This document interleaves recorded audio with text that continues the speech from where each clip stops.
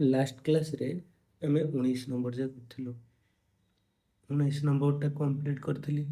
20 नंबरटा देखिए 20 नंबर रे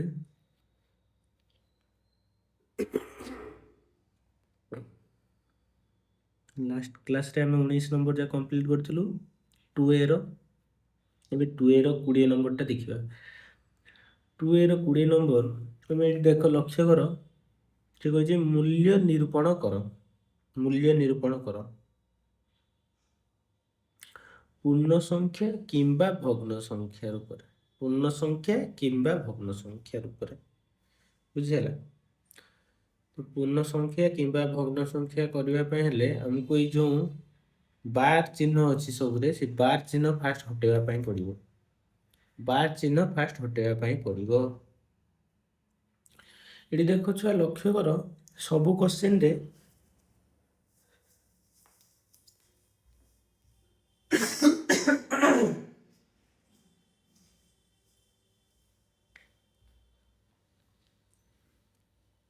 सबु क्वेश्चन रे देख 0.6 उपरे बार आउ 0.3 उपरे बार सबु क्वेश्चन रे अच्छी ना सबु क्वेश्चन रे अच्छी देख। तो आम जदि 0.6 उपरे बार यार भैल्यूटा भग्नांश रे जानी जिबा आउ 3.0 उपरे बार यार भैल्यूटा भग्नांश रे जानी जिबा ताले आम सब करि परिबा ना नहीं इजी हे जिवो पूरा इजी हे जिवो हमको करिया पय सॉल्व करिया पय हाँ ना नहीं ठीक अच्छे। देख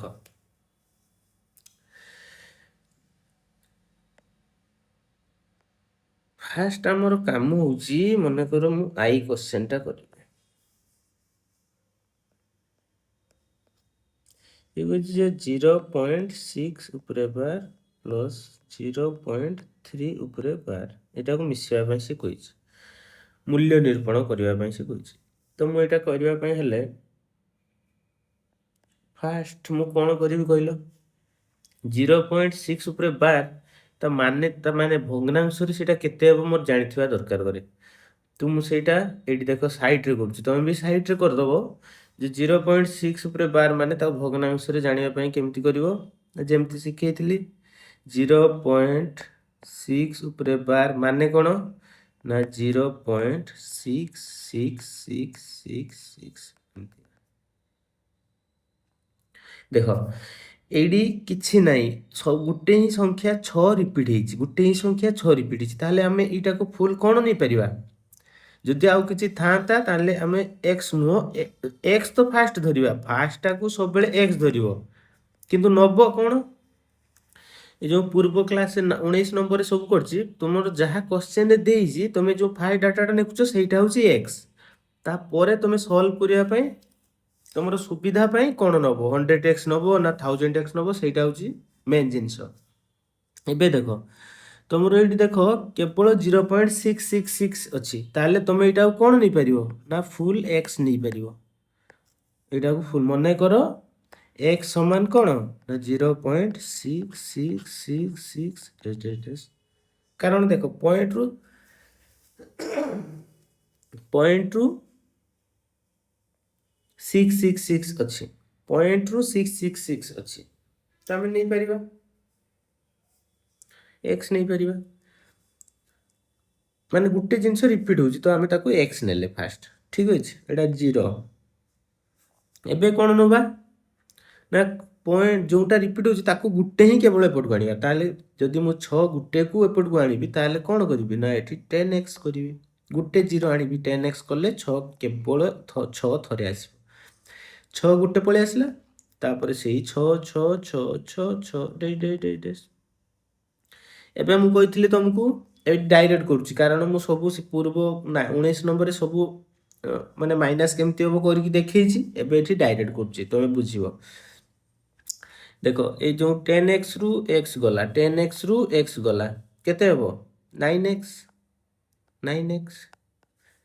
10x रु बड़टा रु सानो जीवो 10x रु x गला 9x एबे देखो 6.666 आ 0.666 दीटा रु माने एटा माइनस हे जीवो तो कोन होबो फास्ट एटा दीटा सेम जिंस काटी जीवे 6 रु ଶୂନ ଗଲେ କେତେ 6 ହଁ ନା ନାଇଁ ଇମ୍ପ୍ଲାଇ ଦ୍ୟାଟ୍ ଏଇଟା ତଳକୁ କରିବ ମୁଁ ଏଇଠି ଜାଗା ନାହିଁ ପାଇଁ ଏଇଠି କରୁଛି ଇମ୍ପ୍ଲାଇ ଦ୍ୟାଟ୍ ଏଇଟା ତଳକୁ ଇମ୍ପ୍ଲାଇ ଦ୍ୟାଟ୍ ଏଇଠି କରିବ x ସମାନ କେତେ ହେବ 6/9 ହଁ ନା ନାଇଁ 6/9 ତାହେଲେ ଆମେ ଏଠି କ'ଣ ବୁଝିଲେ କହିଲ ଯେତେବେଳେ ଗୋଟେ ସଂଖ୍ୟା ଉପରେ ବାର ଥିବ ମୁଁ ଏଇଟା ସଲ୍ଭ କରିକି ତୁମକୁ ଦେଖିଲି 6/9 କେମିତି ହେଲା ତମେ ଡାଇରେକ୍ଟ କେମିତି କରିବ ନା ଯେତେବେଳେ ଗୋଟେ ସଂଖ୍ୟା ଉପରେ କେବଳ ଗୋଟେ ସଂଖ୍ୟା ଉପରେ ବାର ଅଛି ତାହେଲେ ସେଇ ସଂଖ୍ୟା ଲେଖିବ ବାଇ 9 କରିଦେବ ସେ ସଂଖ୍ୟା ଲେଖିବ ବାଇ 9 କରିଦେବ ଏଇଟା ହେଉଛି ତାର ଭଗ୍ନ ସଂଖ୍ୟା ତାହେଲେ ଆମେ ପାଇଲୁ 0.6 ଉପରେ ବାର ଅଛି ମାନେ ସେଟା ହବ ଭଗ୍ନାଂଶରେ 6/9 ତ ଏଠି ଏବେ ଲେଖି ହବ ଏବେ ସାଇଡରେ ଏଇଟା କରିବ ଏଠି ଏବେ ଲେଖି ହବ 0.6 ଉପରେ ବାର ମାନେ କ'ଣ ନା 6/9 ସେମିତି 0.3 ଉପରେ ବାର ମାନେ କେତେ ଲେଖି ହବ ସେଟାକୁ 3/9 ତମେ ଏଠି ସଲ୍ଭ କଲେ ଏମିତି ଯେମିତି ଏଠି 0.6 କୁ ସଲ୍ଭ କଲ 6/9 ପାଇଲ ସେମିତି 0.3 ଉପରେ ବାରକୁ ସଲ୍ଭ କଲେ ଦେଖିବ 3/9 ହିଁ ପାଇବ ତ ମୁଁ ଲେଖିଲି ଦୁଇଟା ଏବେ ମିଶେଇ ଦେବା ଭଗ୍ନ ସଂଖ୍ୟାରେ ମିଶାଣୀ ଜାଣିଛ ତୁମେ 9 ଆଉ 9 ଏ ଦୁଇଟାର ଲସାଗୁ କ'ଣ ହେବ ସେଇ 9ରେ 9କୁ ଭାଗ କଲେ କେତେ 1 9 କେ 9 1 1କୁ ପୁଣି ନେଇକି ଉପରେ ଗୁଣିବ 1ରେ 6 ଗୁଣିଲେ 6 ପ୍ଲସ୍ ଚିହ୍ନ ଥିଲା ପ୍ଲସ୍ ଚିହ୍ନ 9ରେ 9 ଭାଗ କଲେ କେତେ ସେଇ 1 1କୁ ନେଇକି 3ରେ ଗୁଣିଲେ କେତେ ହେବ 3 ଏବେ ଦେଖ 6 ପ୍ଲସ୍ 3 କେତେ 9 ଏ 9 ତଳ ଥିଲା 9 ସମାନ କେତେ ହେବ 9ରେ 9 କାଟିଗଲା 9 କେ 9 ତାହେଲେ 1 ଆନ୍ସର ଆମର ବୁଝିଗଲା 1 ଆମର ଆନ୍ସର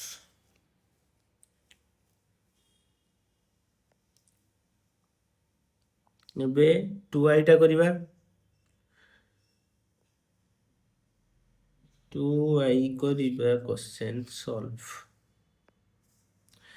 2i ଟା ସଲ୍ଭ କର 0.6 ଉପରେ ବାର ମାଇନସ୍ 0.3 ଉପରେ ବାର ଇଣ୍ଟୁ 2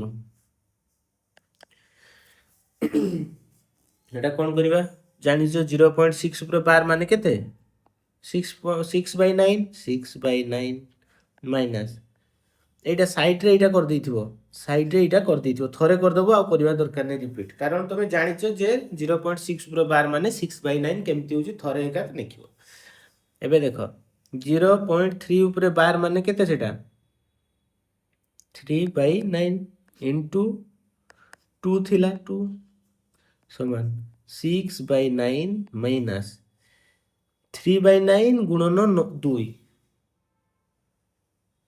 ମୁଁ କହିଥିଲି ଗୋଟେ ଫର୍ମୁଲା କ'ଣ ନା ବରହ ଗୁମିଫେ ବର ବନ୍ଧନୀ ହର ହରଣ ଗୁଣନ ମିଶାଣ ଫେଡ଼ାଣ ଦେଖ ବନ୍ଧନୀ କାମ ଛାଡ଼ିବା ତାପରେ ଗୁଣନ କରିବା ତ 3/9ର ବନ୍ଧନୀ ଉଠେଇ ଦିଅ 3/9 ସେମିତି ଆସିବ ଗୁଣନ 2 ତାହେଲେ 3 2 6/9 ଏଇଟା ହବ ନା ନାଇଁ 3 2 6/9 এই 3ଟା ୟା ସହିତ ଗୁଣିଗଲା 3 2 6/9 ହେଲା ଏବେ 6/9 ମାଇନସ୍ 6/9 କେତେ ହେବ ଛୁଆ କହିଲ ପ୍ଲସ୍ ଇଏ ମାଇନସ୍ କଟିଗଲା 0 ହବ ନା ନାଇଁ 0 ଅସୁବିଧା ହେଉଛି ଇଜି ପୁରା ଇଜି ଅଛି ଏବେ ଦେଖ 3i ଟା କରିବା यार आंसर केते बारला 0 एबे 3i टा करबा 3i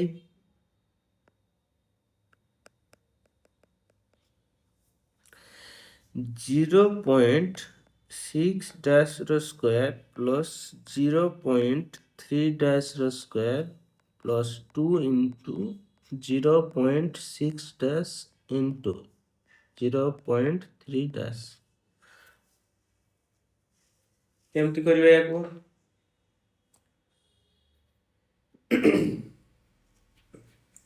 केमती करबा को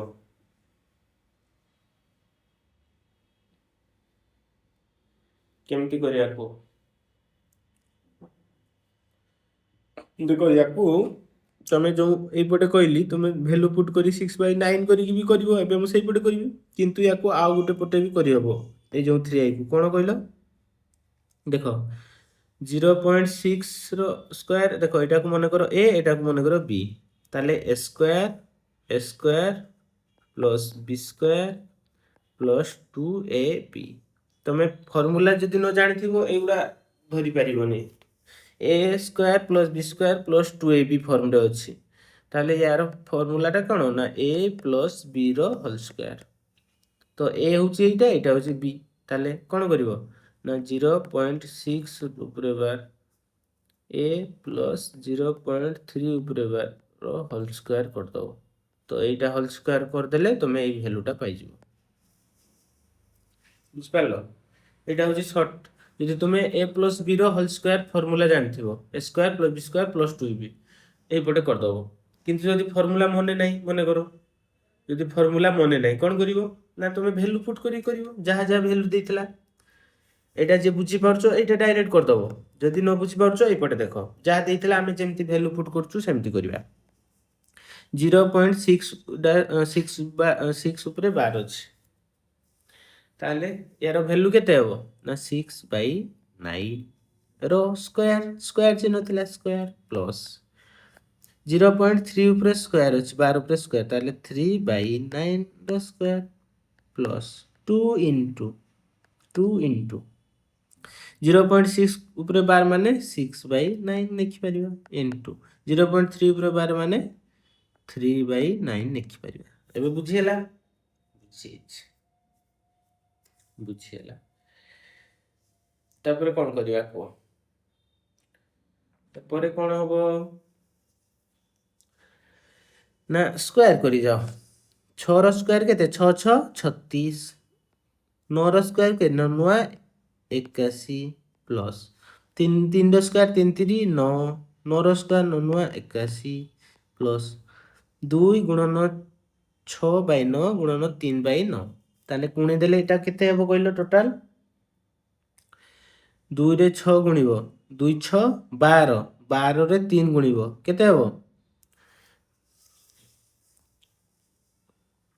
2 6 12, 12 36, 36/9ରେ 9 ଗୁଣିଲେ କେତେ ହେବ? 81 ରହିବ। ଏ 9ରେ 9 ଗୁଣିଲେ 81 ରହିଲା। 2ରେ 6 ଗୁଣିଲ, 2 6 12, 12 36, 12 36। ଏବେ ଦେଖ ୟାକୁ ମିଶେଇବା, ଏଇଠି ମିଶେଇବା, ଏଇଠି ତଳେ କରିବ ମିଶେଇବାଟା, ମୁଁ ମିଶେଇବା ଏଇଠି। ଫାଷ୍ଟକୁ ୟାର ଲସାଗୁ କେତେ ହେବ ଛୁଆ? 81 81 81, ଯଦି ସମାନ ଜିନିଷ ଥାଏ ସେ 81 ହିଁ ଲସାଗୁ ଆସିବ, 81 ହିଁ ଲସାଗୁ ଆସିବ। 81 ଲସାଗୁ ଆସିଲା। ଏବେ କ'ଣ କରିବ ନା ଏଇ ଯେଉଁ ହରକୁ ଏଇ 81 ସହିତ ଭାଗ କରିବ। 81 ଭାଗ କଲେ କେତେ? 1, 1କୁ ନେଇକି ଲବ ସହିତ ଗୁଣିବ, 36 ସହିତ 1କୁ ଗୁଣିଲେ ସେଇ 36 ପ୍ଲସ୍ 81କୁ 81ରେ ଭାଗ କଲେ 1, 1କୁ ନେଇକି 9ରେ ଗୁଣିଲେ ସେଇ 9 ପ୍ଲସ୍ 81କୁ 81ରେ ଭାଗ କଲେ କେତେ? 1, 1କୁ ନେଇକି 36ରେ ଗୁଣିଲେ ସେଇ 36। ଏବେ କେତେ ହେବ? 36 ପ୍ଲସ୍ 36 ପ୍ଲସ୍ 9, 36 ଆଉ 36 କେତେ ହେବ? ଏଇଟା ହେବ 72, 72 ଇଏ 9 11 81 ଏ ପୁରା ଉପରେ ମିଶେଇଲେ 81 ବାଇ ତଳେ 81 ସମାନ କେତେ ହେବ? 81ରେ 81 କଟିଗଲା, ତାହେଲେ 1 ସମାନ 1, ତମର ଆନ୍ସର। ବୁଝିହେଲା? 1 ତମର ଆନ୍ସର। ଏବେ ଯିବା ଆଇଭି କ୍ୱେଶ୍ଚନକୁ ଯିବା। ଆଇଭି କ୍ୱେଶ୍ଚନକୁ ଯିବା। ସମସ୍ତେ ଖାତାରେ ଭଲସେ ସୁନ୍ଦର ଭାବରେ କରିବ ସଲ୍ଭ, ସୁନ୍ଦର ଭାବରେ ବୁଝିକି ସଲ୍ଭ କରିବ ସମସ୍ତେ ଖାତାରେ। ଆଇଭି କ୍ୱେଶ୍ଚନକୁ ଯିବା।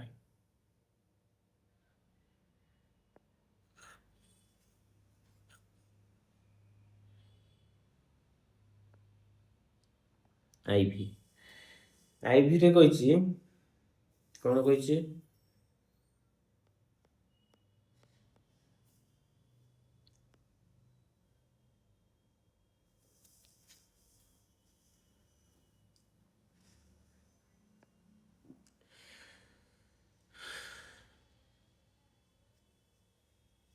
आईवी देखो क्वेश्चन कहछि कोन ना 0.6 bar square plus 0.3 bar square minus 2 into 0.6 bar into 0.3 बार प्लस 0.6 बार। छुआ एटा क्वेश्चन दीछि ना आईबी रो क्वेश्चन दीछि।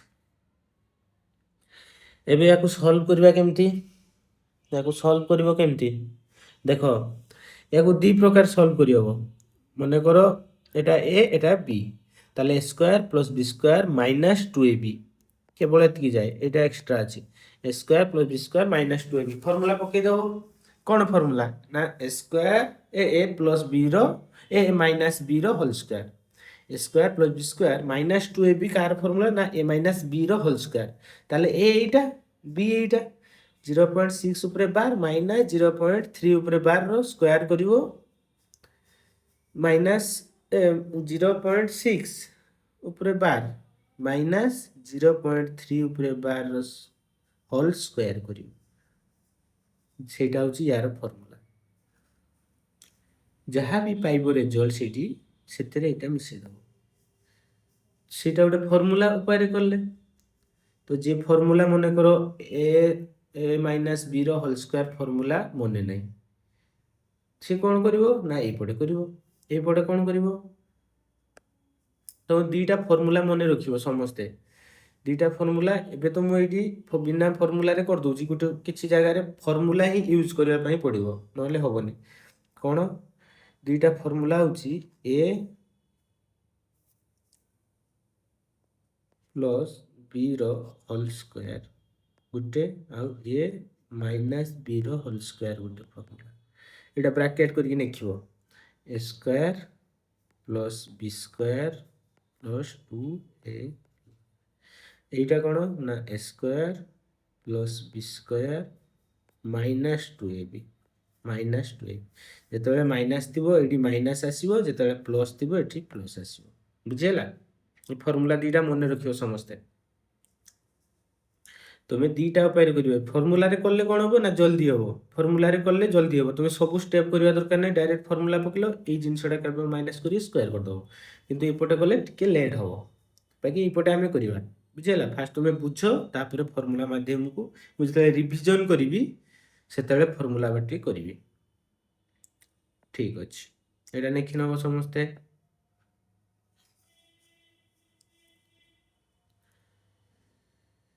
एबे देखो एटा मु निभे दूची तुम खाता रे समस्त कर देइछो 6/9 केमती होची 0.6 ऊपर बार रहिले 6/9 केमती होची तुम कर देइथिबो खाता रे मु आशा करछि तो मु एटा निभे दूची कारण एटी रहिला फल रे हमकु जागा मिलुनी करिया पे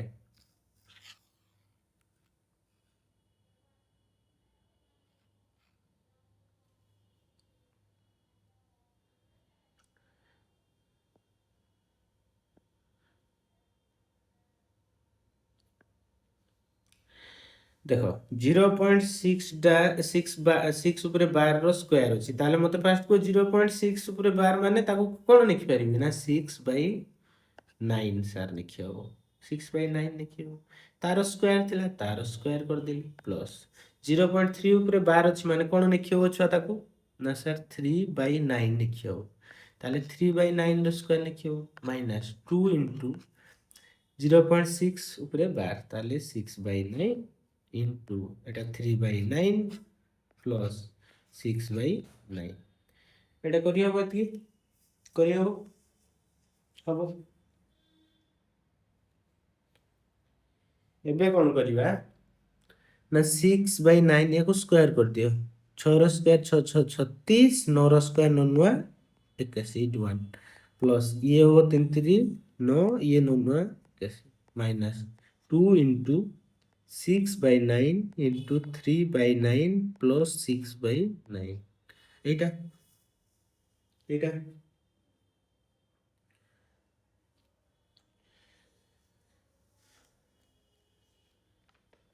एटा एबे कोन करिवो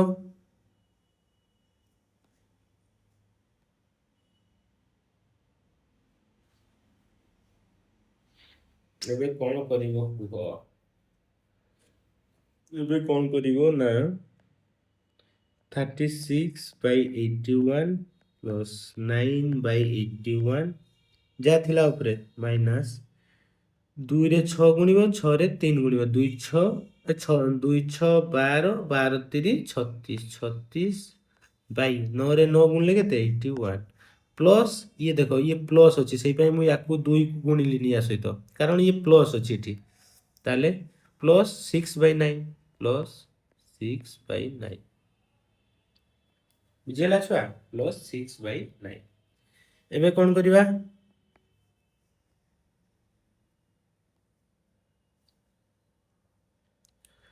ଦେଖ ମତେ କୁହ ୟାର ସବୁ ଲସାଉ କେତେ ଆସିବ ଲସାଉ କାଢ଼ିବା ଜାଣିଛ ନା ନାହିଁ ୟାର ଲସାଉ କେତେ ଆସିବ ସବୁ ଜାଣିଛ ନା ନାହିଁ 81 81 81 ଆଉ 9 ଯେତେବେଳେ ଦେଖିବ କିଛି ସଂଖ୍ୟା ଥିବ ଯିଏକି ସମସ୍ତଙ୍କ ଦ୍ୱାରା ଭାଗ ହେଇପାରୁଥିବ ଯଦି ମୁଁ ଏଇଠି ମନେକର 81 ନେବି ସେଇଟା ହେଉଛି ଲସାଉ ସର୍ଟକଟ୍ କଥା ଦେଖ 81 ଯଦି ନେବି 9 ଦ୍ୱାରା ବି କାଟି ହେଉଛି 81 81 ଦ୍ୱାରା ବି କାଟି ତାହେଲେ 81 ହିଁ ଲସାଉ କରିଦେବ କେତେ 81 81 81 ରେ 81 ଭାଗ କଲେ କେତେ ହେବ 1 1ରେ 36 ଗୁଣିଲେ 36 ପ୍ଲସ୍ 81 ଏଇଟା ହେବ 9 81 ଭାଗ କରିବି 9ରେ ଗୁଣିବି 9 1 ହେବ 1କୁ 9ରେ ଗୁଣିଲେ 9 ମାଇନସ୍ ଇଏ 36 ଦେଖ ଦେଖ ଟିକେ ଟିକେ ଟିକେ ଏତେ ଷ୍ଟେପ୍ କରିବା ଦରକାର ନାହିଁ କାରଣ କ'ଣ ନା ମୋର ଏଇଠି କାଟିଯିବ କାରଣ କ'ଣ ନା ମୋର ଏଇଠି କାଟି ଯାଉଛି ଦେଖ 36/81 ଇଏ 36/81 ମାଇନସ୍ ପ୍ଲସ୍ କ୍ୟାନସେଲ୍ କରିଦିଅ ଏତେ ବଡ଼ ଲମ୍ବେଇବ କ'ଣ ପାଇଁ ପ୍ଲସ୍ ଇଏ ମାଇନସ୍ କାଟିଗଲା ଏବେ କ'ଣ ରହିଲା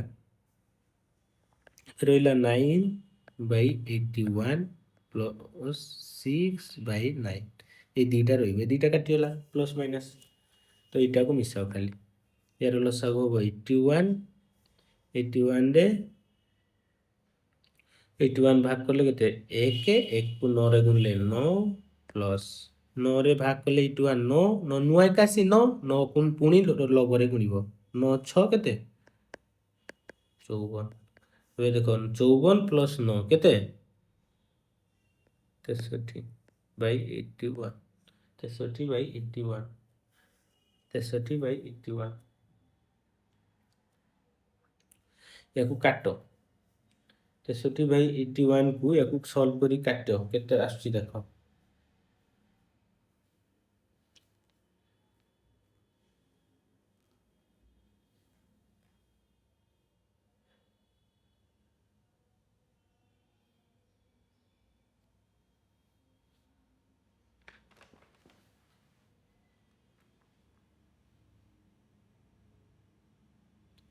ତେଷଠି ବାଇ 81କୁ କାଟ ୟାକୁ କାଟି ହେବ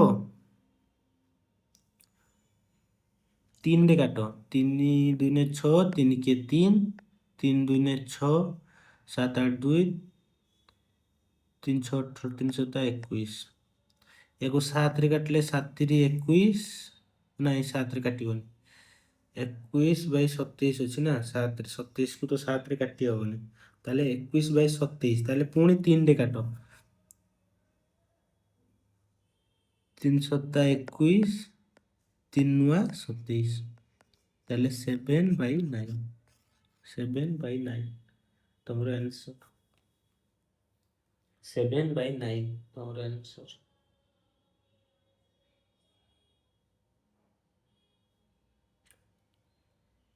7/9 ତମର ଆନ୍ସର ହେଲା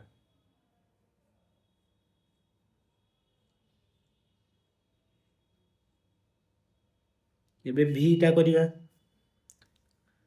7/9 ଏବେ ଭିଟା କରିବା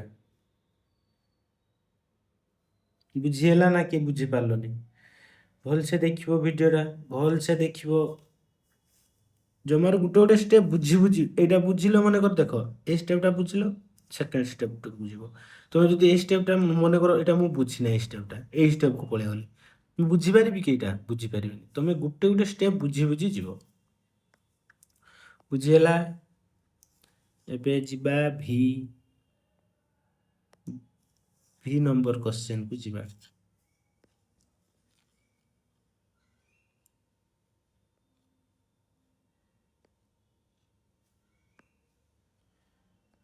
ଏବେ ଯିବା ଭି आईबी सरला आईबी बुझीगला ଏବେ ଭି କରିବା। ଭିରେ କ'ଣ ଦେଇଛି?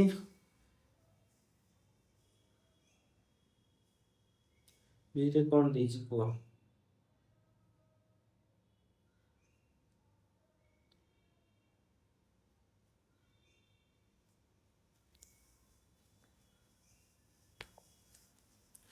ଭିରେ ଦେଇଛି 0.6 উপরে বার স্কয়ার মাইনাস 0.3 উপরে বার স্কয়ার। 6 এটা জানছো ইয়া মানে কেতে না 6/9 ର ସ୍କয়াର ମାଇନସ୍ 3 ର ସ୍କয়াର ମାନେ 3 ଉପରେ 12 ର ସ୍କয়াର ମାନେ 3/9 ର ସ୍କয়াର। ଇয়া ମାନେ ତମେ ଜାଣିছো ମୁଁ ଆଉ କହୁନି। ଏବେ କ'ଣ କରିବା ନା 6 ର ସ୍କয়াର ହେଉଛି 36/9 ର ହେଉଛି 81 ମାଇନସ୍ 3 ର ହେଉଛି 9/9 ର ହେଉଛି 81। 9 ର ସ୍କয়াର ହେଉଛି 81।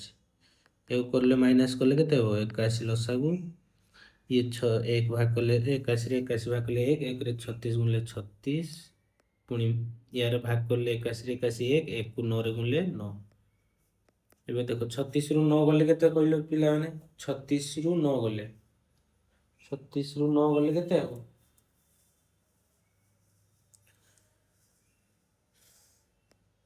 27/81 27/81 27/81। ଏବେ ଦେଖ 27 को ଯଦି ମୁଁ କାଟିବି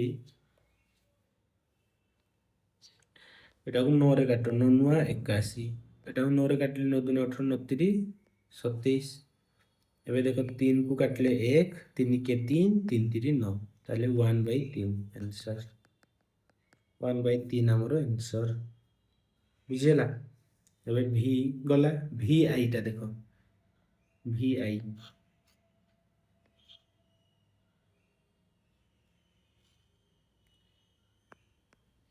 ভি আই क्वेश्चनটা দেখো ভি আইটা ଦେଇଛି କ'ଣ 0. ভি আই क्वेश्चनটা দেখো 0.6 ଉପରେ 12 क्यू प्लस এটা क्यूब ଦେଇଛି ହେଲା।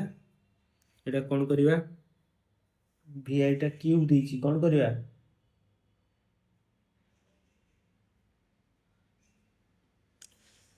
এটা क्यूब ଆକାରରେ ଦେଇଛି। ଗୋଟେ କଥା ମନେ ରଖିବ a ପ୍ଲସ୍ b ର whole square a minus b ର whole square a plus b ର whole cube a minus b ର होल क्यूब ये फॉर्मूला गुड़ा मु लिखी तुम मानक पठेदेवी तुम ये फॉर्मूला गुड़ा मन रख प्रैक्टिस करी माने बारंबार लिखिकी मन रख देले ये जो क्वेश्चन गुड़ा अच्छी गुड़ा ये फॉर्मूला माध्यम जब मुझे करदेवी तुमको टे बुझे फास्ट असुविधा हो पारे किंतु एटा बहुत इजी रे फॉर्मूला माध्यम रे बहुत इजी रे सॉल्व हो माने इजी रे माने कोन तुमको किसी स्टेप करबा पई पड़िबन बेसी एठी सब गुणिब सब स्क्वायर करिवो किंतु फॉर्मूला पकई देले बेसी किसी स्क्वायर समस्त करबा किसी आवश्यक होबनी बुझिला। बाकी मु एटा फॉर्मूला माध्यम रे पई करूनी किसी पिलार फॉर्मूला मन नथिबो मु जानिछि तो फॉर्मूला सब मु नेखि पठै देबी तबे मन रखिबो तापरे मु रिवीजन बेले ई क्वेश्चन गुडा को फॉर्मूला माध्यम रे करिवि बुझिला। ठीक अछि मु एटा पठै देबी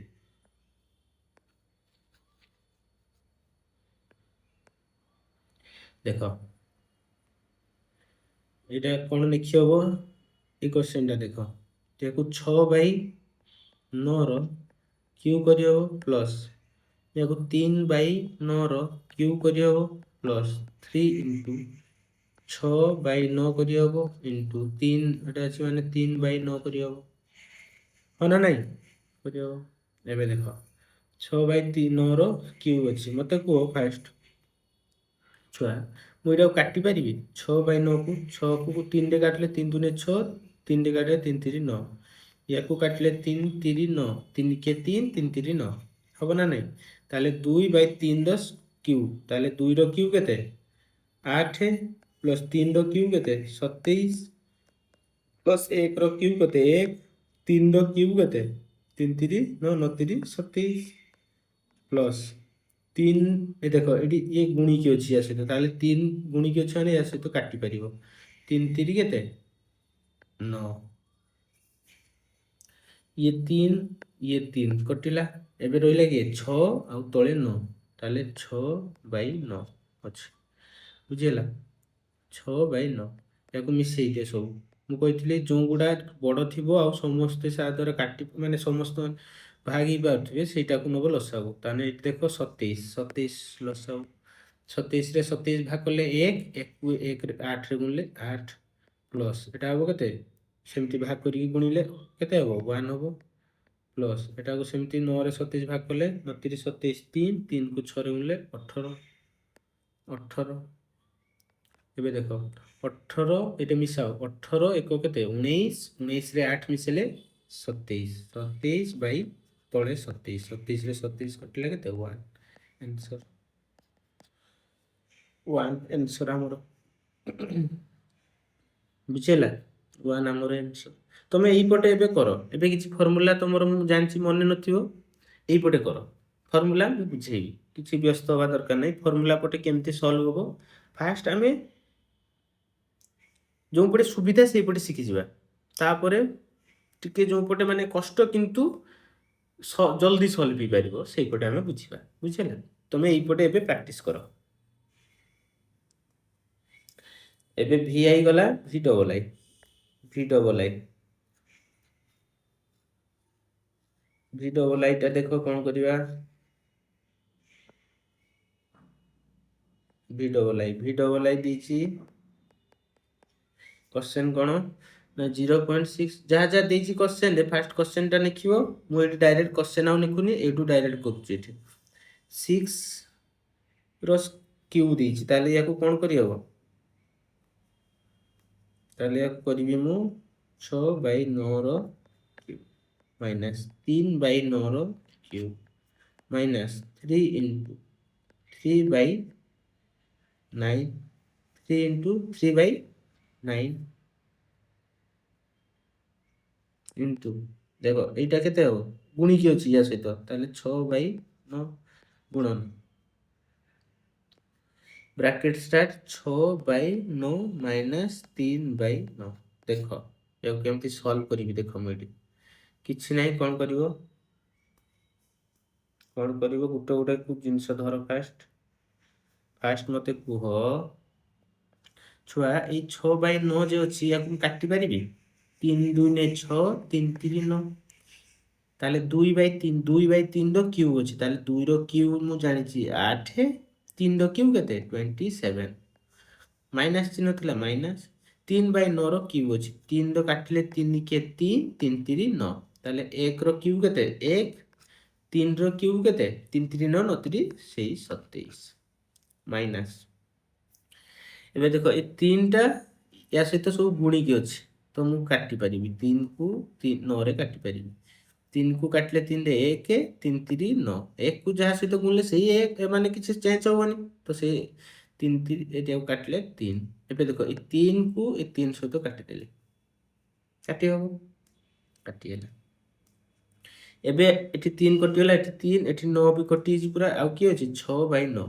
माइनस 6/9 गुणन एटा को सॉल्व करले केते हो कहले छुआ एटा को सॉल्व करले आसीबो हमरो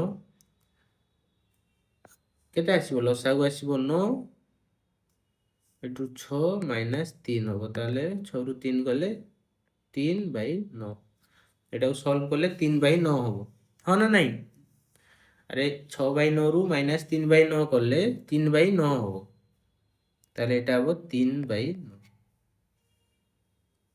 3/9 एबे देखो याकू काटी हबो 3 को ये गुणी की अछि माने काटी हिजबो गुणी की जे थिबो माने ऊपर ऊपर काटिबोनी ऊपर तळ काटी हबो 3 को 9 रे काटले 3 3 9 3 को 6 रे काटले 3 2 ने 6 एबे ला हमरो रिजल्ट कोन फाइनल ना 8/27 माइनस 1/27 ମାଇନସ୍ ୟା ପାଖରେ ଅଛି କେତେ 2, ଏଠି ଅଛି ଖାଲି 2, ତଳେ କିଛି ଅଛି, ତଳେ ଖାଲି ଅଛି 9। ଏବେ ସଲ୍ଭ କରିଦିଅ। ପ୍ରାକ୍ଟିସ୍ ମୁଁ କହୁଛି, ଯାହା ଯାହା ମୁଁ ପଢ଼େଇଛି ତୁମେ ଯଦି ପ୍ରାକ୍ଟିସ୍ ନ କରିବ, ମୁଁ ଏଠି ଯେ ଏମିତି କାଟୁଛି ତୁମେ ବୁଝିପାରିବନି କିଛି। ମୁଁ ବାରମ୍ବାର କହୁଛି ଗୋଟେ କଥା, ପ୍ରାକ୍ଟିସ୍ କରିକି ହିଁ କ୍ଲାସ୍କୁ ଆସ। ଆଉ ତୁମେ ଖାଲି କ୍ଲାସ୍ ଦେଖିଦେଉଥିବ, ପ୍ରାକ୍ଟିସ୍ କରିବନି, କ୍ଲାସ୍କୁ ଆସିବ, ମୁଁ ଏଠି ଡାଇରେକ୍ଟ କାଟୁଥିବି, ତୁମେ ବୁଝିପାରୁଥିବନି। ଘରେ ଯେମିତି ପ୍ରାକ୍ଟିସ୍ କରିଥିବ, ଏଠି ତୁମେ ସେତେ କୁଇକ୍ ବୁଝିପାରିବ। ବୁଝିହେଲା? ଦେଖ, ଯଦି ମୁଁ ଏଗୁଡ଼ାକ ମନେକର ଗୋଟେ ଗୋଟେ କାଟୁଛି, କେମିତି ବୁଝେଇବି, ତମ ଭିଡ଼ିଓ ବହୁତ ଲମ୍ବା ହେବ, ତମେ ବିରକ୍ତି ହେଇଯିବ ଦେଖି ଦେଖି। ଯେ ଛୁଆ ବୁଝିପାରୁଥିବ ସେ ବିରକ୍ତି ହେଇଯିବ। ତ ମୁଁ ସେଥିପାଇଁ କହୁଛି ପ୍ରାକ୍ଟିସ୍ କରିବ। ମୁଁ ତୁମକୁ ମାନେ ଯେତିକି ସମୟ, ମାନେ ଅଳ୍ପ ସମୟରେ ବୁଝେଇ ପାରିବି। ନହେଲେ ତୁମେ ପ୍ରାକ୍ଟିସ୍ ନ କଲେ, ତୁମେ ଏ କାଟିଲି କେମିତି ପ୍ରୋବ୍ଲେମ୍, ଏଠି ଭଗ୍ନ ସଂଖ୍ୟାରେ ମାଇନସ୍ କଲି ଏଇଟା କେମିତି ଆସିଲା, ତୁମେ ବୁଝିପାରୁନଥିବ। ତୁମେ ଯଦି ପ୍ରାକ୍ଟିସ୍ କରିଥିବ ସବୁ ପୂର୍ବ ଜିନିଷ ଗୁଡ଼ା, ତାହେଲେ ଏଗୁଡ଼ା ବୁଝିଯିବ ଫଟାସ୍କିନା। ତାହେଲେ ଏଇଟା ଲସାଗୁ କେତେ ହେବ? 27। ଦେଖ 27ରେ ୟାକୁ ଭାଗ କଲେ କେତେ ହେବ? 1, 1କୁ 8ରେ ଗୁଣିଲେ ସେଇ 8, ମାଇନସ୍ ଏଇଟା ହେବ 1, ମାଇନସ୍ 9ରେ 27 3, 3 ଦୁନେ 6, 9ରେ 27କୁ ଭାଗ କରିବି, 9 3 27, 3, 3କୁ 2ରେ ଗୁଣିବି, 3 ଦୁନେ 6। ଏବେ ଦେଖ 8ରୁ ମାଇନସ୍ 1 ଗଲା, ମାଇନସ୍ 6 ଗଲା, କେତେ ରହିବ କହିଲ? ये माइनस 6 1 7, माइनस 7, ताले 8 ରୁ 7 ଗଲା, କେତେ ହେବ? 1/27, 1/27। ଭି ଡବଲ ଆଇ ର ଆନ୍ସର ହେଉଛି 1/27। ଏଇଟା ହେଉଛି ତମର ଆନ୍ସର। ବୁଝିପାରୁଛ ନା ନାଇଁ?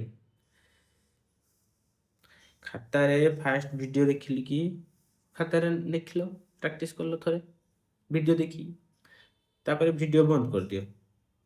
ଯେଉଁଟା ପ୍ରାକ୍ଟିସ୍ କଲ ଆଉ ଗୋଟେ କାଗଜ ନେଇନିଅ, ସେଥିରେ ଆଉ ଥରେ ଦେଖିକି ପ୍ରାକ୍ଟିସ୍ କର, ଦେଖିକି ନିଜେ କର। ଯେତେବେଳେ ଲାଗୁଛି ତୁମକୁ ତୁମେ ନିଜେ କରିପାରିବ। ଏବେ ଏବେ ବନ୍ଦ କରିଦିଅ ସବୁ ଖାତା, ଗୋଟେ ଫ୍ରେଶ୍ ମାନେ କାଗଜ ନିଅ, ହ୍ୱାଇଟ୍ ପେପର୍ ନିଅ, ସେଥିରେ ନିଜେ ନ ଦେଖିକି ପ୍ରାକ୍ଟିସ୍ କର, ଯେ ମୁଁ କରିପାରୁଛି, ସଲ୍ଭ ହେଉଛି କି ମୋ ଦ୍ୱାରା, ବୁଝିହେଉଛି? ଠିକ୍ ଅଛି। ଏବେ ତୁମର 20 ନମ୍ବର ଯେ ଛୁଆ କମ୍ପ୍ଲିଟ୍ ହେଇଗଲା। ଆଉ ତୁମର ରହିଲା କ'ଣ, ଯେ ମୁଁ ରେଷ୍ଟ 2-3ଟା କ୍ୱେଶ୍ଚନ୍ ମଝିରେ ଛାଡ଼ି ଯାଇଥିଲି, ସେଇଟା ଅଛି।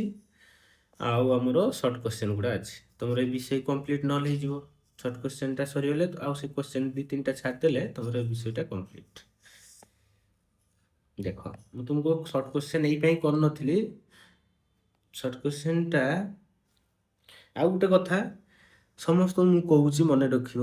ମନେକର ମୋର ପେସେନ୍ସ ହେଉଛି, ମୁଁ କେବଳ 20 ନମ୍ବରରେ ମୁଁ ଏଇ 4ଟା କ୍ୱେଶ୍ଚନ୍, ମାନେ ମନେକର ଆଇଭିଜା ମୁଁ କଲା ବେଳକୁ ମୋ ବ୍ରେନ୍ ଟିକେ ଇଏ ହେଉଛି, ମାନେ ମୁଁ ବୁଝିପାରୁନାହିଁ, ତ ପାଠ ନୂଆ ନୂଆ ବୁଝୁଛି, ତ ମୋତେ ମନେକର ମାନେ ମୁଁ ଆଉ ଇଏ କରିପାରୁନି।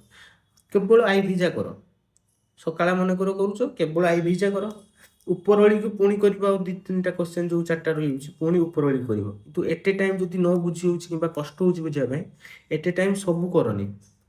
ସବୁ ମାନେ ଗୋଟେ ବସିଛ, ସବୁ ମୁଁ ଭିଡ଼ିଓ ଦେଖିଦେବି ଗୋଟେ ଟାଇମ୍ରେ, ସେମିତି ହେଲେ ତୁମେ ପ୍ରୋବ୍ଲେମ୍ରେ ପଡ଼ିଯିବ। ତୁମକୁ ଫାଷ୍ଟ କଥା ବୋରିଂ ଲାଗିବ ଜିନିଷ। ଆଉ ତୁମେ ପାଠ ଯଦି ଯିଏ କିନ୍ତୁ ଯଦି ବୁଝି ଯାଉଥିବ, ତାକୁ ଭଲ ଲାଗିବ କରିବା ପାଇଁ।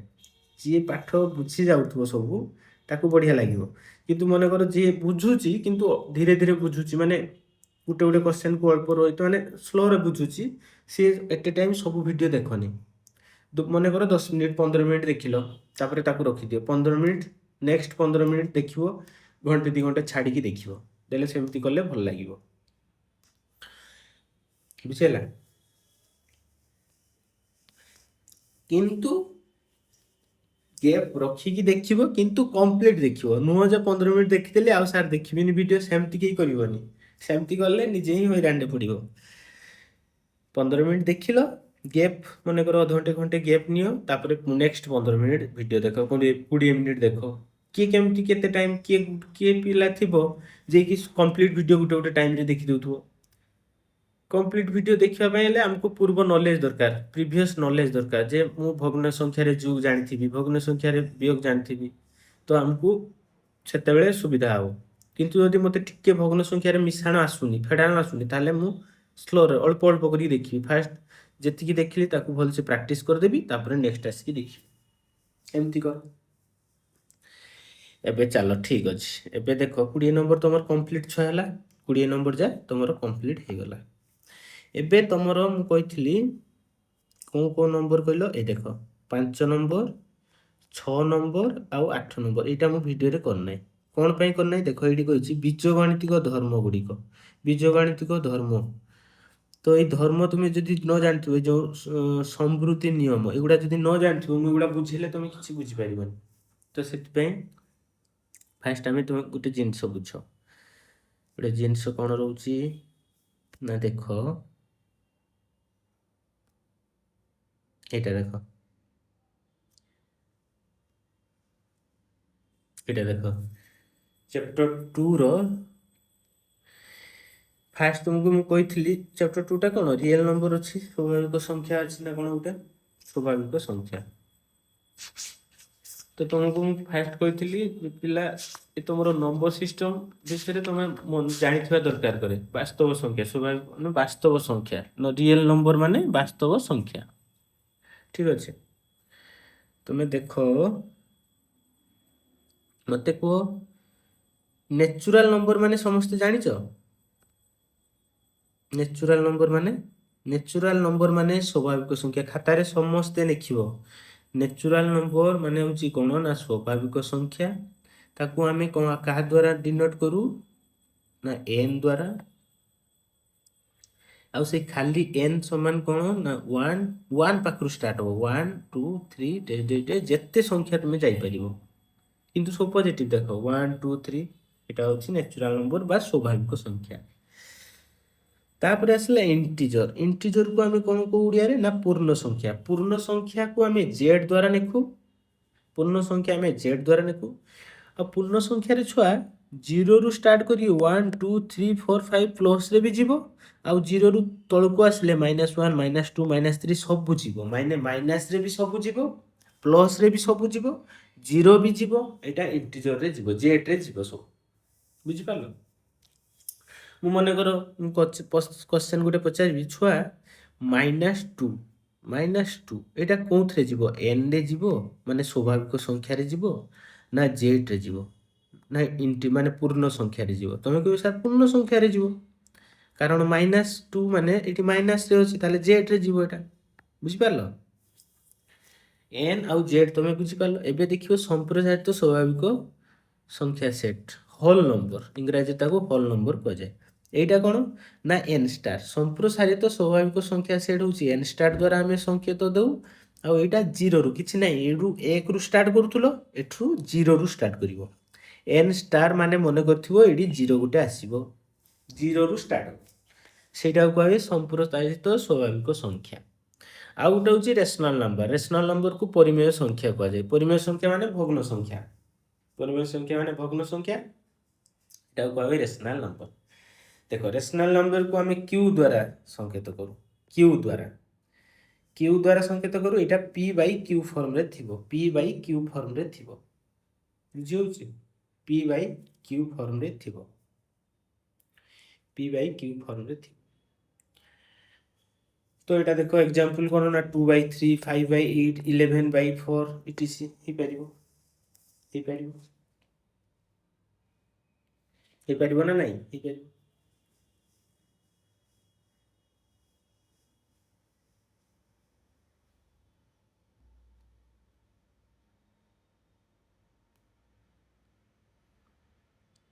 ଆଉ ଗୋଟେ କଥା ହେଉଛି ଛୁଆ, ସବୁ ରେସନାଲ ନମ୍ବର ଗୁଡ଼ା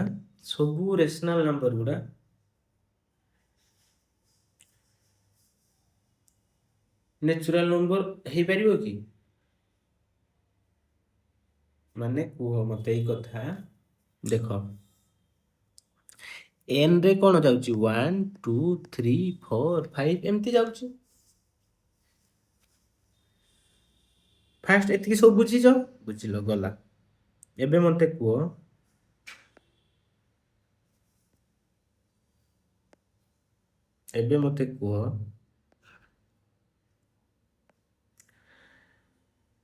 ଏନ୍ ମନେକର ଏଇ ଦୁଇଟା ଏନ୍ରେ ଯାଉଛି, ମନେକର 2। ୟା ତଳେ କିଛି ନାହିଁ ମାନେ ଛୁଆ କେତେ ଅଛି କହିଲ? 1। କିଛି ନାହିଁ ମାନେ 1। ତାହେଲେ ଏଇଟା ଗୋଟେ ଭଗ୍ନ ସଂଖ୍ୟା ହେଲା ନା ନାହିଁ? ଏଇଟା ଗୋଟେ ଭଗ୍ନ ସଂଖ୍ୟା ହେଲା ନା ନାହିଁ? ଭଗ୍ନ ସଂଖ୍ୟା ହେଲା ନା ଛୁଆ? 2/1। ତାହେଲେ ଦେଖ 2/1 ଗୋଟେ ଭଗ୍ନ ସଂଖ୍ୟା ହଉଛି। ତାହେଲେ ଭଗ୍ନ ସଂଖ୍ୟା ମାନେ ତମକୁ ମୁଁ କଣ କହିଥିଲି ନା ରେସନାଲ ନମ୍ବର ବା କ୍ୟୁ। ତ ସବୁ ନ୍ୟାଚୁରାଲ ନମ୍ବର ଆଉ ଇଣ୍ଟିଜର, ସବୁ ଜେଡ୍ ଆଉ ସବୁ ଏନ୍, ଏମାନେ କ୍ୟୁ ହେଇପାରିବେ, ମାନେ ରେସନାଲ ନମ୍ବର ହେଇପାରିବେ, ଭଗ୍ନ ସଂଖ୍ୟା ହେଇପାରିବେ। ତଳ କିଛି ନାହିଁ ମାନେ 1, ସବୁବେଳେ କହିଛି ଯେ ତଳ କିଛି ନାହିଁ ମାନେ 1। 5 ମନେ କର ନେଇକି ୟା ତଳେ କିଛି ନାହିଁ ମାନେ 1 ଅଛି, ସେଟା ଲୁଚିକି ସେ ରହୁଛି, ତମେ ଜାଣିପାରୁନ। ତ ସବୁ ନ୍ୟାଚୁରାଲ ନମ୍ବର ହେଉଛନ୍ତି ରେସନାଲ ନମ୍ବର ହେଇପାରିବେ, କିନ୍ତୁ ସବୁ ରେସନାଲ ନମ୍ବର ନ୍ୟାଚୁରାଲ ନମ୍ବର ହେଇପାରିବେନି କି ଇଣ୍ଟିଜର ହେଇପାରିବେନି। କ'ଣ ପାଇଁ? ମନେକର ଏଇ ଯେଉଁ 2/3 ଅଛି, 2/3କୁ ତମେ ଯଦି ଭାଗ କରିବ 3 ଦଶମିକ ପଡ଼ିବ ଏଠି, ହେଲେ 0 ଆସିବ, 3 6 18 ଆସିବ, ପୁଣି 2 ଦେଖ ଏଇଟା 0.66 ହେଇକି ଯିବ, ବୁଝିହେଲା? ତ 0.66 ଛୁଆ ଏଠି କେଡ଼ି ଅଛି ଦେଖ ଦେଖି, ଏନ୍ରେ ଅଛି 0.666 ନାହିଁ, ଜେଡ୍ରେ ଅଛି ନାହିଁ, ଏନ୍ ଷ୍ଟାରରେ ଅଛି ନାହିଁ। ତ ସବୁ ନ୍ୟାଚୁରାଲ, ଇଣ୍ଟିଜର ଆଉ ହୋଲ୍ ନମ୍ବର ରେସନାଲ ନମ୍ବର ହେଇପାରିବେ, କିନ୍ତୁ ଅଲ୍ ରେସନାଲ ନମ୍ବର ଏଇ 3ଟା ହେଇପାରିବେ ନାହିଁ। ବୁଝିଯାଉଛି ମୋ କଥାଟା? ଭଲସେ ଭିଡ଼ିଓଟାକୁ ଭଲସେ ରିପିଟ୍ କରି ଆଉ ଥରେ ବୁଝିବ। ଠିକ ଅଛି, ଗଲା। ଏବେ ଦେଖ, ଏବେ ତମର ମେନ୍ ପାଠ ଏଇଟା ଷ୍ଟାର୍ଟ। ଏଇ ଯେଉଁ ଗୁଣନ ଧର୍ମ କ'ଣ ଏଇଗୁଡ଼ା ତମେ ଭିଡ଼ିଓକୁ ଫାଷ୍ଟରୁ ମୁଁ କହୁଛି ପାର୍ଟ ପାର୍ଟ କରିକି ଦେଖିବ, କାରଣ ଏତେ ଟାଇମ୍ ମୁଁ ଭିଡ଼ିଓ ରେକର୍ଡ଼ିଂ କରିକି ଛାଡ଼ି ଦେଉଛି। ତୁମେ ତାକୁ ଫାଷ୍ଟ 20 ନମ୍ବରଟା କେବଳ ଦେଖିକି ଚାଲିଯିବ।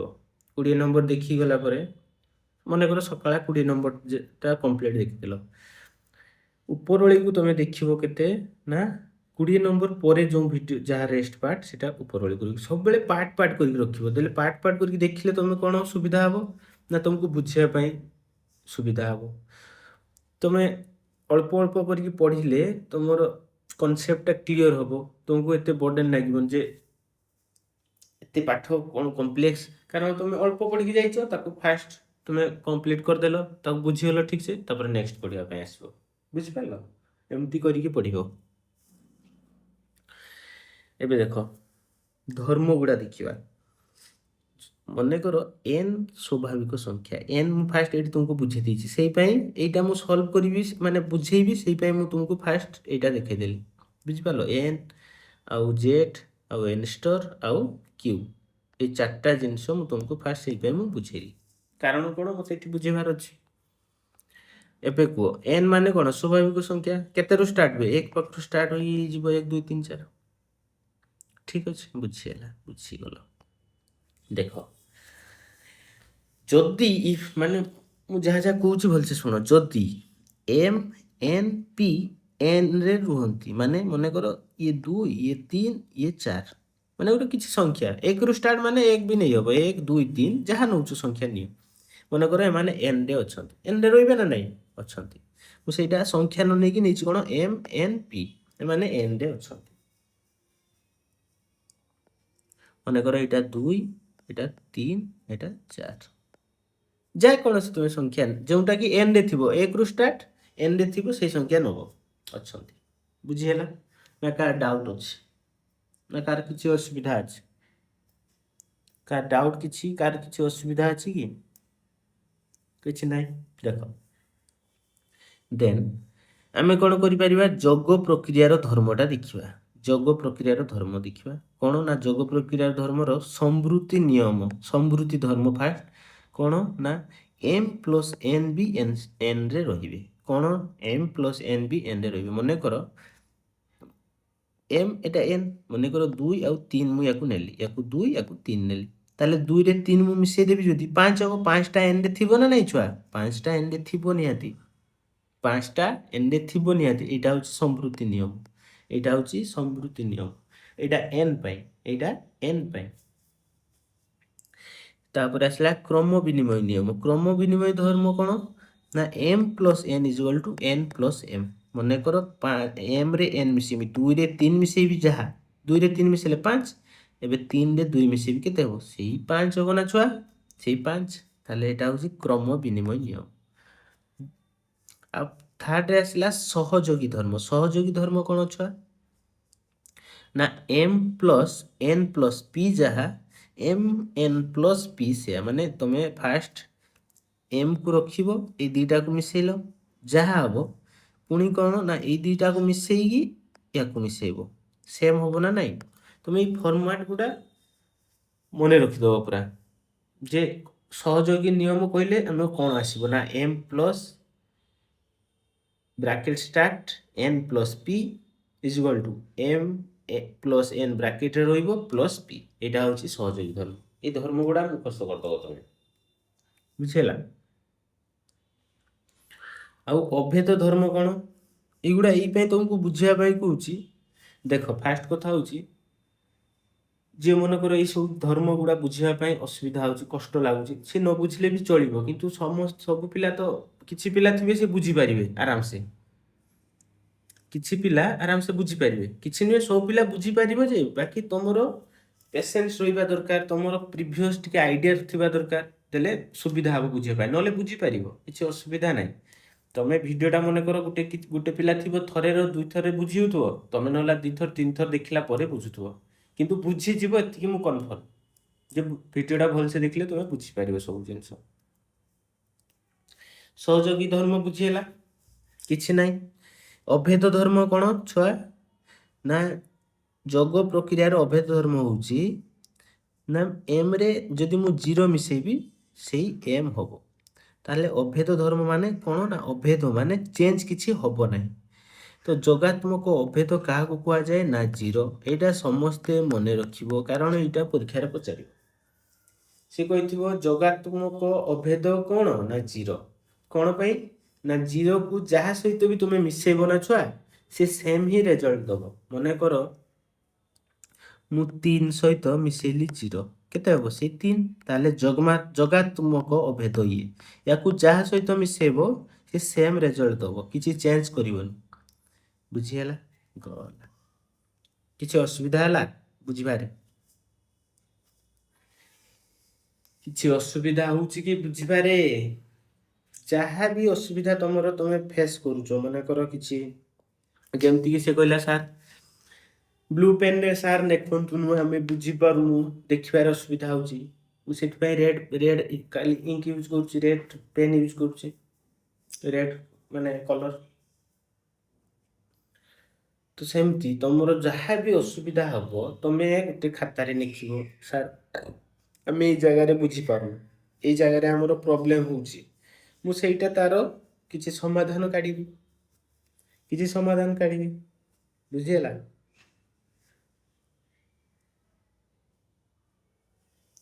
ଠିକ୍ ଅଛି। ଏବେ ଗୁଣନ ପ୍ରକ୍ରିୟାର ଧର୍ମ ଦେଖିବା। ଯୋଗ ପ୍ରକ୍ରିୟା ଦେଖ, ଯେମିତି ତମେ ମାନେ ସେଇ ସ୍ୱାଭାବିକ ସଂଖ୍ୟା n ପାଇଁ ଯୋଗ ପ୍ରକ୍ରିୟାର ଧର୍ମ ଗୁଡ଼ା ଦେଖିଲ, ସେମିତି ସେଇ n ପାଇଁ ଗୁଣନ ପ୍ରକ୍ରିୟାର ଧର୍ମ ବି ଦେଖିବ ନା ନାହିଁ?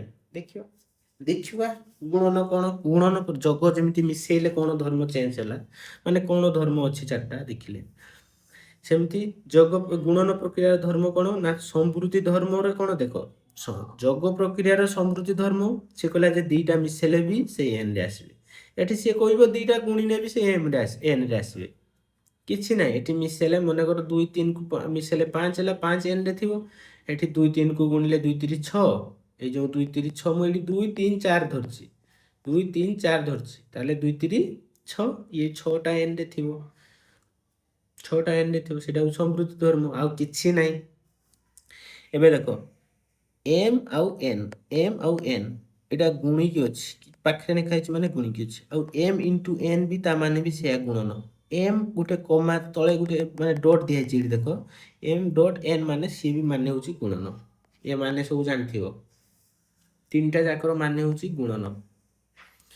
ଏବେ ଦେଖ କ୍ରମ ବିନିମୟ ଧର୍ମ। କ୍ରମ ବିନିମୟ ଧର୍ମ କ'ଣ ନା m n is equal to n m। ମନେକର ମୁଁ 2ରେ 3 ଗୁଣିବି, ଯାହା ନା ଛୁଆ 3ରେ 2 ଗୁଣିବି ସେୟା, ଏଇଟା ହେଉଛି କ୍ରମ ବିନିମୟ ନିୟମ m into n is equal to n into m। ଛୁଆ ସହଯୋଗୀ ଧର୍ମ କ'ଣ ନା m into np is equal to mn into p ମାନେ କ'ଣ ମନେକର ମୁଁ m ରେ m ଗୁଣିବି କାହା ସହିତ ନା np କୁ ଫାଷ୍ଟ ଗୁଣିକି ସେଥିରେ m ଗୁଣିବା ଯାହା mn କୁ ଗୁଣିକି ଏଇ ଦୁଇଟାକୁ ଗୁଣିକି ସେଥିରେ p ଗୁଣିବା ସେୟା। ଯେମିତି ଯୋଗ ଦୁଇଟାକୁ ମିଶେଇକି ୟା ସହିତ ମିଶେଇବା ଯାହା ଏ ଦୁଇଟାକୁ ପୁଣି ମିଶେଇ ୟା ସହିତ ମିଶେଇବା ସେୟା ଏଇଟା ବି ସେମିତି। ଅଭେଦ କ'ଣ ଏଇଟା ହେଉଛି ଇମ୍ପୋର୍ଟାଣ୍ଟ ଜିନିଷ। ଏଇଗୁଡ଼ା ସବୁ ଇମ୍ପୋର୍ଟାଣ୍ଟ ବୁଝ ବାକି ଏଇଟା ପରୀକ୍ଷାରେ ଏଇଟା ଆଉ ଏଇଟା ଏ ଦୁଇଟା ପଡ଼ିବ। ଅଭେଦ ଧର୍ମ କ'ଣ ନା ଏକ ଗୁଣାତ୍ମକ ଅଭେଦ ହେଉଛି ସେଠି ଯୋଗାତ୍ମକ ଅଭେଦ ହେଉଛି 0 ଏଠି ଗୁଣାତ୍ମକ ଅଭେଦ ହେଉଛି 1 ମାନେ କ'ଣ ଛୁଆ ନା ଅଭେଦ ଧର୍ମ m ରେ ଯଦି 1 କୁ ଗୁଣିବି ମୁଁ ସେଇ m ରହିବ। ମନେକର 5 ରେ ମୁଁ ଯଦି 1 କୁ ଗୁଣିବି ନା ଛୁଆ ସେଇ 5 ହିଁ ହବ ତାହେଲେ ଅଭେଦ କେତେ 1। ଗୁଣାତ୍ମକ ଅଭେଦ ପଚାରିଲେ କହିବ ସାର୍ 1 ଯୋଗାତ୍ମକ ଅଭେଦ ପଚାରିଲେ କହିବ ସାର୍ 0। ଯୋଗାତ୍ମକ ଅଭେଦ କେତେ 0 କ'ଣ ପାଇଁ ନା କେହି ସଂଖ୍ୟାରେ କିଛି ମାନେ ଯେକୌଣସି ସଂଖ୍ୟାରେ ଆମେ 0କୁ ମିଶେଇଲେ ସେଇ ସଂଖ୍ୟା ହିଁ ହବ ଯେକୌଣସି ସଂଖ୍ୟାରେ ଆମେ 1କୁ ଗୁଣିଲେ ସେଇ ସଂଖ୍ୟା ହିଁ ହବ। ତାହେଲେ ଗୁଣାତ୍ମକ ଅଭେଦ 1 ଯୋଗାତ୍ମକ ଅଭେଦ 0 ବୁଝିହେଲା। ଏବେ ତମର ରହିଲା ଆଉ ପରିମେୟ ସଂଖ୍ୟାର ଆମେ ଏବେ ଦେଖିଲୁ କ'ଣ ନା ସ୍ୱାଭାବିକ ସଂଖ୍ୟା n ରେ ଦେଖିଲୁ ସ୍ୱାଭାବିକ ସଂଖ୍ୟା n ରେ ଦେଖିଲୁ ଯୋଉଟା କି 1 2 3 4 ରୁ ଷ୍ଟାର୍ଟ କିନ୍ତୁ ଏବେ ପରିମେୟ ସଂଖ୍ୟା q ରେ ଦେଖିବୁ।